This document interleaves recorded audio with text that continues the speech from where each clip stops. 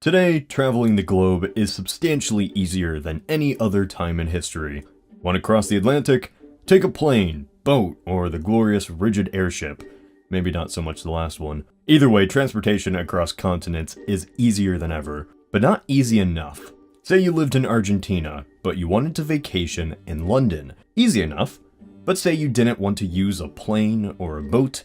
No, you want to drive there. Impossible, right? After all, you need to traverse South America, North America, Asia, and Europe to reach your destination.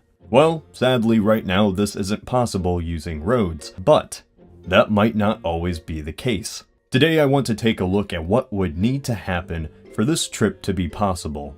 Let's set up a couple ground rules. Imagine you have a passport that lets you cross every border. No problem. I'm not worried about gas or any other variables, just getting to each destination using roads. First off, we need to get out of South America and into North America. Easy, right? Well, no. At first, it would be relatively easy. After all, the Pan American Highway goes from Buenos Aires to Mexico. There is, of course, a mild annoyance in our path. Assuming everything goes right the first 3,200 miles to get up to Central America, we have our first major roadblock. That is to say, there are no roads. The Darien Gap makes vehicle transport nearly impossible. This 100-mile-long patch consists of marsh, swamp, and rainforest. Construction of a road would be an arduous task, to say the least. At the same time, locals in the area are against any construction, fearing the loss of their homes and culture.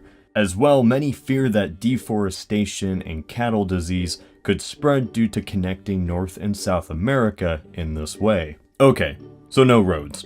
We just power through it, right?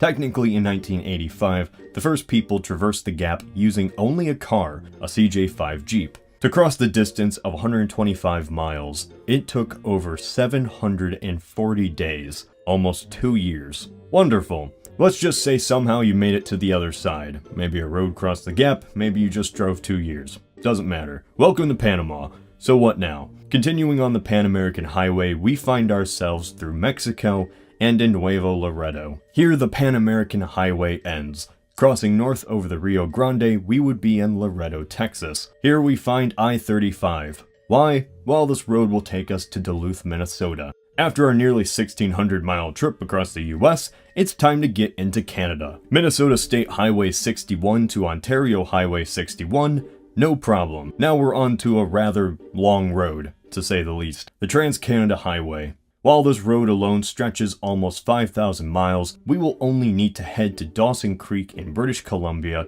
before we get on the Alaskan Highway.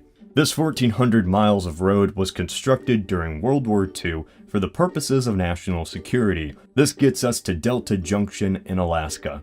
Here is where another issue arises. It isn't uncommon for Alaskan cities to be isolated from other cities via road. And what is our next intended destination? Gnome! And you've been gnomed!